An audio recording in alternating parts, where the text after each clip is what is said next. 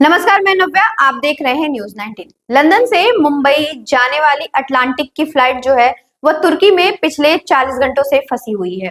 इसमें 250 के करीब यात्री हैं जो पिछले 40 घंटों से तुर्की में ही फंसे हुए हैं और रिपोर्ट के मुताबिक बताया जा रहा है कि इसमें अधिकांश भारतीय यात्री हैं। आइए नजर डालते हैं इस खास रिपोर्ट पे।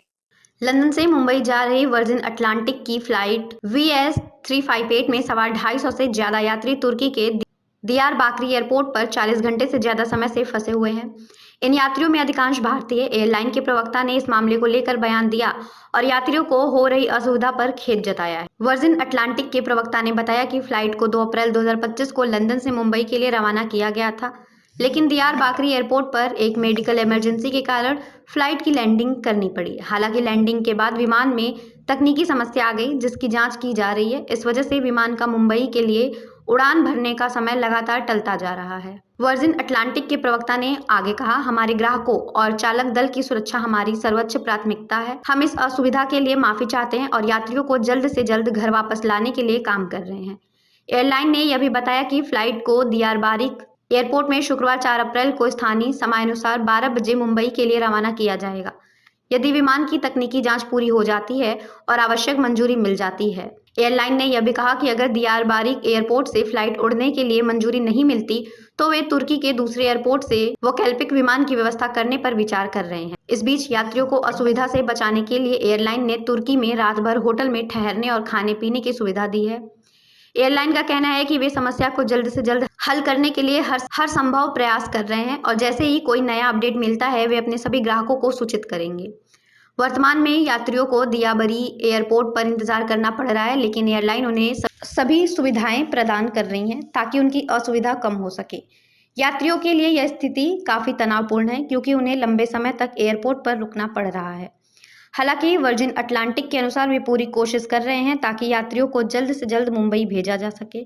इस घटनाक्रम ने एयरलाइन और यात्रियों दोनों के लिए कई चुनौतियां खड़ी कर दी है, लेकिन वर्जिन अटलांटिक ने यह सुनिश्चित किया उनकी टीम पूरी तरह से यात्रियों की सुविधा और सुरक्षा के लिए काम कर रही है।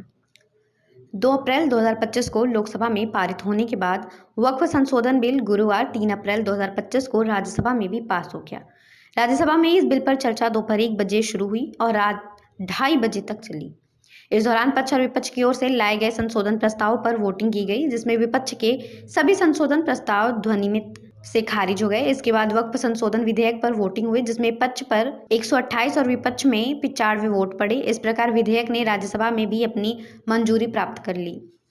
वक्फ संशोधन विधेयक को एक दिन पहले ही लोकसभा में पारित किया गया था। 2 अप्रैल को लोकसभा में इस पर 12 घंटे लंबी बहस हुई, जिसके बाद इसे भारी बहुमत से पारित किया गया। इस विधेयक को 288 वोटों से समर्थन मिला और 232 वोटों से विरोध हुआ।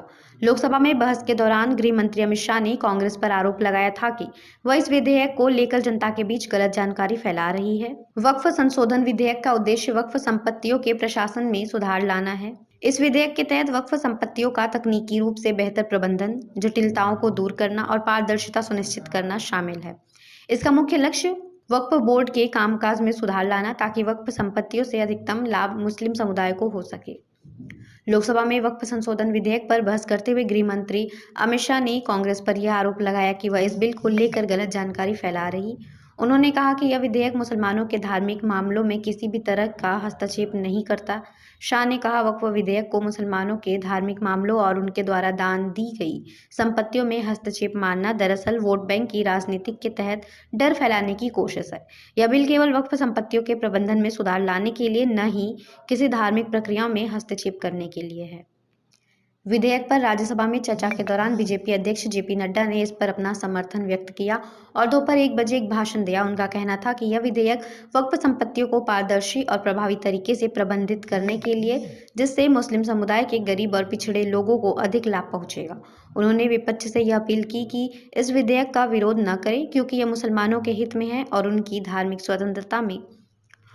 धार्मिक स्वतंत्रता में किसी भी प्रकार का हस्तक्षेप नहीं करता। अब यह विधेयक राष्ट्रपति के पास भेजा जाएगा, जहां से स्वीकृति मिलने के बाद यह कानून बन जाएगा। सरकार का दावा है कि इस विधेयक से वक्फ संपत्तियों के बेहतर प्रबंधन से न केवल मुस्लिम समाज को लाभ होगा, बल्कि पूरे देश को पारदर्शिता और प्रशासन व्यवस्था में सुधार भी आएगा।